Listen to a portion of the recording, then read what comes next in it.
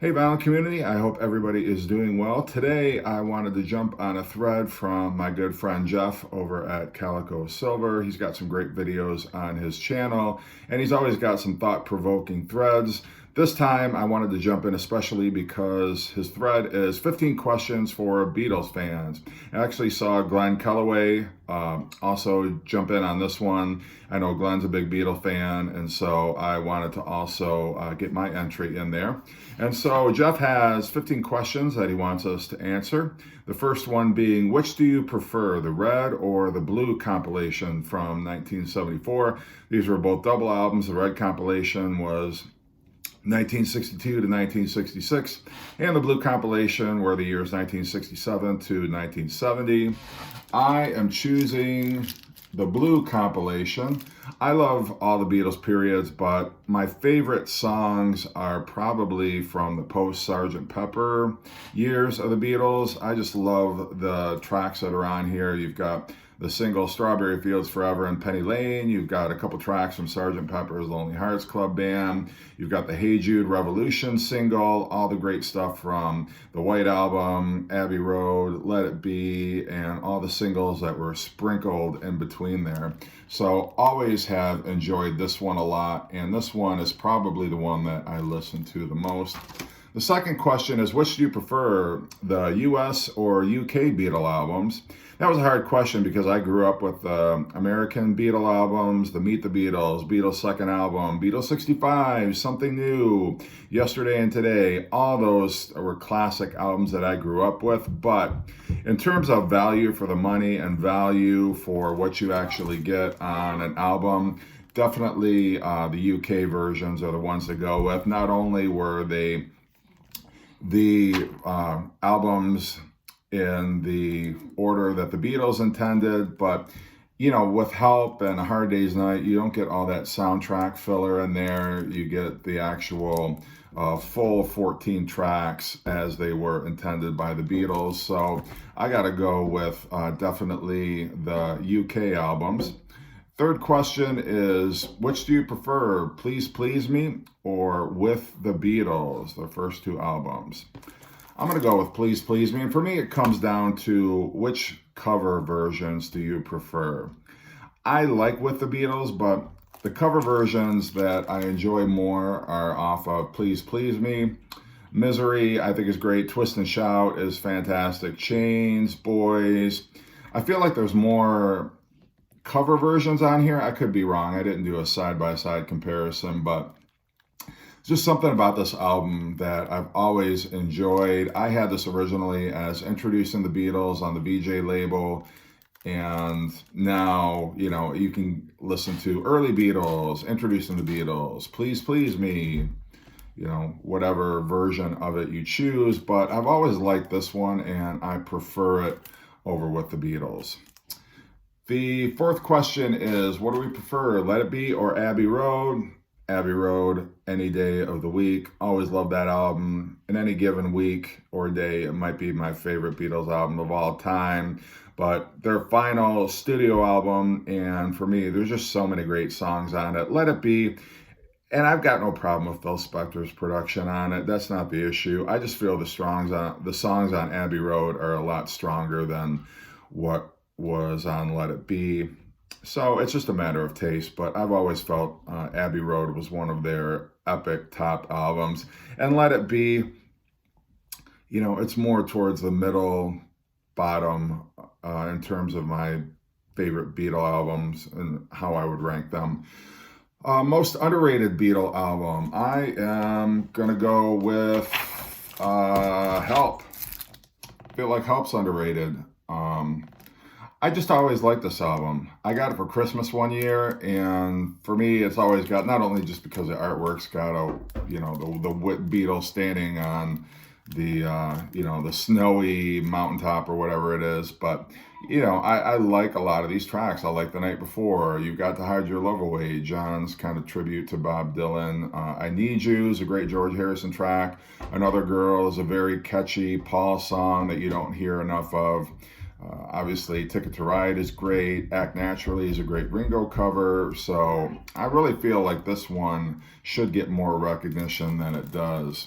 My favorite album opener on a Beatles album, surprisingly, No Reply from Beatles for Sale. I just love how John's voice just jumps in. He's just got such a fantastic and a gorgeous voice.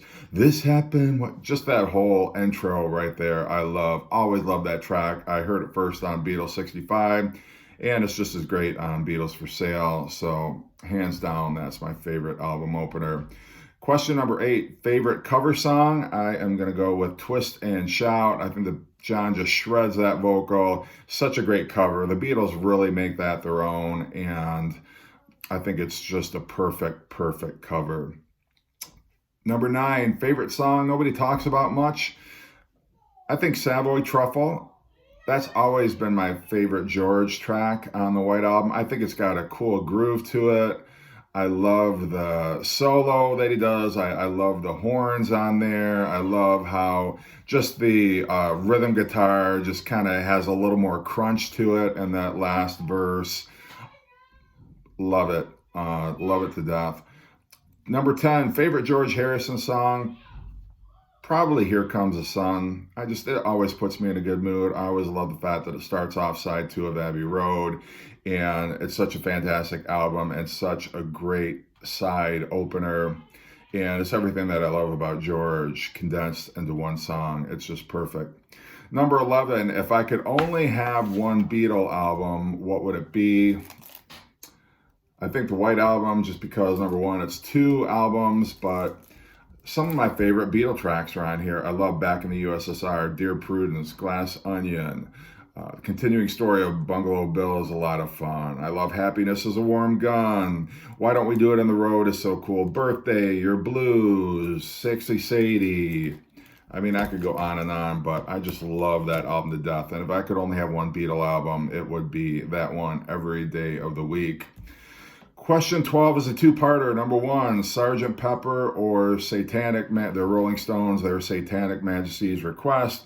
I like both albums a lot, but I have to go with Sgt Pepper. It's just, it's the Beatles, right? And I feel like there are so many iconic Beatles songs on that album, whereas, what's iconic off of their Satanic Majesty Request? She's a Rainbow for sure. 2,000 Light Years from Home. But beyond that, the songs are fine, but they're not like top-notch Rolling Stone songs. Whereas for Sgt. Pepper, you have the title track, With a Little Help from My Friends, Lucy in the Sky with Diamonds, Getting Better, When I'm 64, Lovely Rita is great. And then A Day in the Life, just such a great psychedelic collection of songs, and just for me, from start to finish, a fantastic, flawless album. There's not a track I don't like on Sgt. Pepper, but there's a couple I don't care for on their Satanic Majesty's Request. I think Sing This All Together is a little bit tuneless. Sing This All Together, See What Happens is almost like their version of Revolution 9, and In Another Land is okay, but not, like I say, not, I don't think there's any comparison there. Part 2 of that question is Sgt. Pepper or Pet Sounds. You're really going to make me choose? Really? Well, if you're going to put a gun to my head and make me choose, I'm going to have to go with Pet Sounds.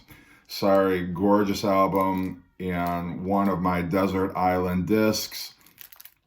Masterpiece in every sense of the word. I might rank this ahead of most Beatle albums just because I love it that much. It's gorgeous. It's timeless. Pet Sounds. Number 13, which Beatles book would you recommend for somebody who has never read one before? I am going to go with Philip Norman's book, Shout. This was the first Beatle biography that I ever read, and it's such an interesting read. It's not very long. It's very informative. He doesn't do a lot of, judging of the Beatles or their lifestyles or decisions they made. I think it's a very objective look at the Beatles. I think it's well written. I think it's entertaining, and it's everything you need about the Beatles. It doesn't cover the post-breakup years or their solo careers, but I don't care. If you are just interested in the Beatles and their career, that book is an excellent place to start. Number 14. Which 1970s Beatles solo album do we prefer? Plastic Ono Band from John, McCartney from Paul McCartney, All Things Must Pass by George, or Beaucoup of Blues by Ringo?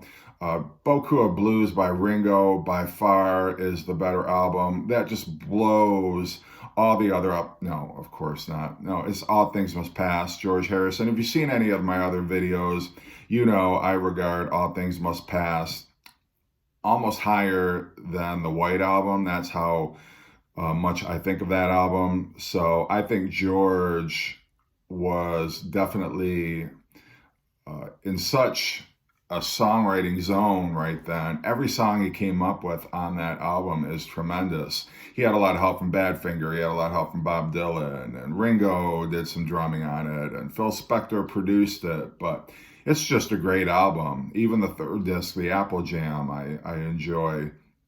But yeah, All Things Must Pass. I like McCartney, but it's a little too rough in spots. It's got that home demo feel to it. And John Lennon's Plastic Ono Band is great. It's just a little raw and one note.